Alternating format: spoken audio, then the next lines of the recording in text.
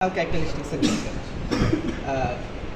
আর internal ক্যারেক্টারিস্টিক্সের ক্ষেত্রে কি করতাম খেয়াল আছে ওপেন সার্কিট ভোল্টেজ নিতাম আর হচ্ছে ফিল্ড কারেন্ট ডিস্ট্রিবিউশনের ক্ষেত্রে সিনক্রোনাস মেশিন বা সিনক্রোনাস জেনারেটরের ক্ষেত্রেও তাই আমরা যখন ইন্টারনাল ক্যারেক্টারিস্টিক্স মেশিনের ইন্টারনালি ক্যারেক্টারিস্টিক্স কি সেটা যখন অ্যানালাইসিস করতেছি তখন আমরা কী করতেছি এটার ওপেন সার্কিট ভোল্টেজ নিচ্ছি এবং আমাদের যে ফিল্ড কারেন্ট সাপ্লাই দেওয়া হচ্ছে সেটা আমরা নিচ্ছি কারণ ওই অবস্থায় আমাদের কোনো লোড নাই লোড মানে হচ্ছে এক্সটার্নাল লোড মানে হচ্ছে কি এক্সটার্নাল তাহলে আজকে আমরা যেটা অ্যানালাইসিস করবো সেটা হচ্ছে এক্সটার্নাল ক্যারেক্টারিস্টিক সেটা হচ্ছে কি লোড অবস্থা ওকে তাহলে তোমাকে লোড কারেন্ট নিতে হবে ফিল্ড কারেন্ট নিলে নিতে পারো বাট ফিল্ড কারেন্ট আমাদের লাগবে না আমাদের নিতে হবে কি এই লোডে কী পরিমাণ কারেন্ট যাচ্ছে ঠিক আছে এবং এই লোডে কী পরিমাণ ভোল্টেজ পাওয়া যাচ্ছে ওকে তাহলে আমাদের এবং গ্রাফটাও প্লট করতে হবে আইএল ভার্সেস ভি ঠিক আছে বা ভিটি রাইট ওকে তা অ্যাজ ইউজুয়াল আমাদের হচ্ছে এই জেনারেটরটাকে রান করার জন্য হচ্ছে আমাদের একটা মোটরের সাহায্য লাগবে যে মোটর কী করবে জেনারেটরটাকে ঘুরাইবে ঠিক আছে আর পরবর্তীতে এইখানে আমার এইটা হচ্ছে রোটরে আমার হচ্ছে একটা ডিসি কারেন্ট সাপ্লাই দিতে হবে মানে আর কি ফিল্ড কারেন্ট তাকে সাপ্লাই দিতে হবে হোয়াই কেন ঘুরানোর জন্য মানে কি রোটরের চুম্বকত্ব লাভ করার জন্য বা পার্মানেন্ট ম্যাগনেট ইউজ করলে চুম্বকত্ব লাভ করার জন্য পার্মানেন্ট ম্যাগনেট মানে সে ম্যাগনেটাইজেশন হবে ঠিক আছে ম্যাগনেটিক ফিল্ড সে ক্রিয়েট করবে তো করসপন্ডিংলি কী হবে আমার এই স্টেটরে যে রিভলভিং ম্যাগনেটিক ফ্লাক্স তৈরি হবে সে সেটাকে ক্যাচ আপ করে ঠিক আছে তাহলে এখান থেকে হচ্ছে আমি মানে আউটপুট নিব এগুলো হচ্ছে আমার বাসা বাড়ির মনে করো দৌড় এটা মনে করো একটা বাসা এটা আরেকটা বাসা এটা আরেকটা বাসা আমি একই জন্য এক ফেজ সাপ্লাই দিই ঠিক আছে কার বাসায় কী কারেন্ট যাচ্ছে হ্যাঁ কার বাসায় কী পরিমাণ ভোল্টেজ পাওয়া যাচ্ছে সেটা হচ্ছে ক্যালকুলেশন ঠিক আছে আচ্ছা সেই ওয়াইজে হচ্ছে এই সার্কিট ওয়াইজে হচ্ছে আমরা কী করবো সাজাবো প্রথমে হচ্ছে আমাদের 3 phase squirrel cage induction motor যেটা আছে সেখানে হচ্ছে আমরা এই কানেকশনটা দেবো তাহলে আমাদের হচ্ছে একটা পোর্শন শর্ট করা ছোট ছোট দুটা তার দাও এই যে এখানে আছে ঠিক আছে আমরা যেগুলো আছে সেগুলোকে শর্ট করলাম এটার সাথে এটা শর্ট করলাম দেন এটার সাথে এটা শর্ট করলাম তাহলে আমাদের এক প্রান্ত শর্ট করা শেষ আর বাকি অপর প্রান্ত যেগুলো আছে ঠিক আছে U1 V1 W1 এগুলোতে তিনটা সাপ্লাই ঠিক আছে তাহলে আমাকে তিনটা তার দাও এখান থেকে একটা এখানে একটা আসবে মেইন লাইন থেকে তারপর হচ্ছে আমাদের আরেকটা এইখানে আসবে দেন এইখান থেকে একটা ঠিক আছে আমরা এটাকে নিউট্রাল করে দিতে পারি নিউট্রাল করে দিলে ভালো আমাদের সেই ভোল্টেজ কম চলে আসবে ঠিক আছে আর নিউট্রাল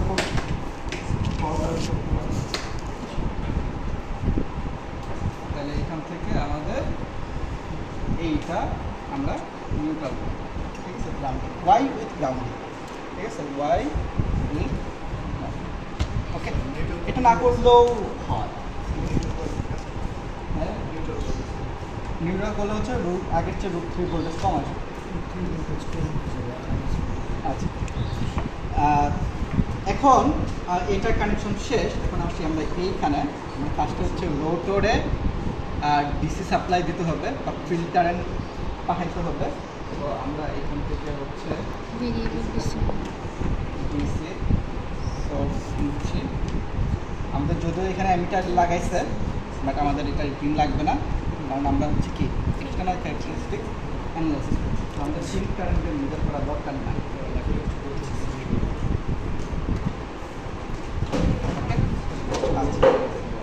দেন হচ্ছে এখন আমাদের স্টেটরের পার্ট স্টেটরের এক প্রান্ত হচ্ছে শর্ট করা স্টেটরের এক প্রান্ত হচ্ছে শর্ট করা ঠিক আছে আমরা টুলটাকে শর্ট করে দিলাম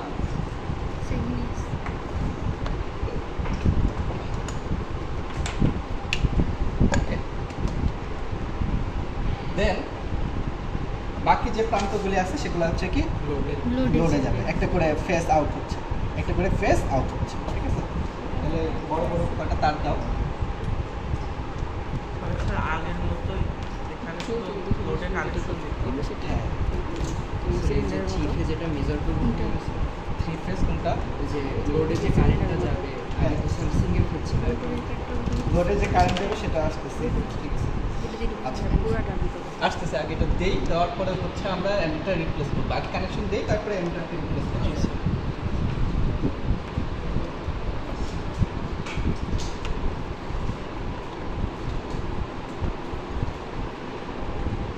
ওকে, 3টা থেকে 3টা লোডে পাঠাই দিই। ওকে, করসপন্ডিংলি আমাদের এই 3টা কি হবে? শর্ট শর্ট ছোট ছোট দুটা।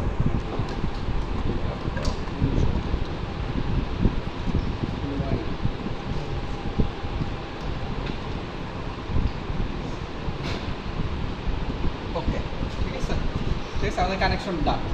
ইয়ার এবার আমাদের একটা করে লোড দেওয়া আছে, ঠিক আছে, লোড থাকে। ঠিক আছে, লোডটা আমরা পরেই দিই। আমাদের মূলত হচ্ছে জেনারেটরটাকে আগে জেনারেশন পর্যায়ে নিয়ে যাওয়ার পরে লোডে কী করতে হয়। এখন এখানে তো তোমার সুইচের মতো মনে হচ্ছে আমি সুইচ দিয়ে লোড দিচ্ছি, তোমার তো আর বাসা বাড়িতে হাত দেওয়ার ক্ষমতা নাই। তোমার এখানে একটা আইসোলেশন পার্ট থাকবে, তুমি ট্রিপ করে দিতে পারবে, কন্ট্রোল করতে পারবে। তোমার কাছে মনিটর যখন যে জেনারেশন করবে ওইখানে তোমাকে সব সিস্টেম দেওয়া থাকবে। ঠিক আছে, আচ্ছা। তো এখন আমাদের হচ্ছে কি করতে হবে, যে আমাদের এই লোড কারেন্ট মেজার করতে হবে একটা, মানে এক, আর আমাদের হচ্ছে লোড ভোল্টেজ মেজার করতে হবে। ঠিক আছে, ওকে। আমরা লোড ভোল্টেজ যদি মেজার করতে চাই, আমরা এই দুই প্রান্তের যে কোনো একটাতে লাগিয়ে দিলে হবে, বা এখান থেকে নিলেও হবে, কারণ এটা তোমার এদিকেই যাচ্ছে। আর কারেন্ট যদি মেজার করতে চাই তাহলে তোমার একটা অ্যামিটার হয়ে ওইখানে যাবে। ঠিক আছে, আমি আগে কারেন্টের একটা মেজার করতেছি। ওকে, তাহলে এইটাই এখন হচ্ছে অ্যামিটার হয়ে, আরেকটা বাদ দাও, অ্যামিটার হয়ে লোড। আচ্ছা, আর পরবর্তীতে হচ্ছে আমি লাইন টু লাইন ভোল্টেজ নেব। তাহলে দুটা থেকে নিয়ে মেজার করলে হবে। লাইন টু ফেজ নিতে চাইলে তুমি একটা লাইন আরেকটা ফেজ নিউট্রাল নিতে। ঠিক আছে, আচ্ছা। একই line to line phase voltage হচ্ছে √3 difference. Line to line phase থেকে √3 ডিস্টেন্স। তাহলে আমরা ভোল্টেজ মেজার করার জন্য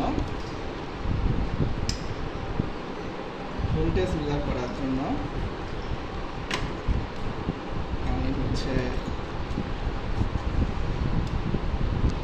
এইখানেই দিলাম। ওকে, আরেকটা কথা তো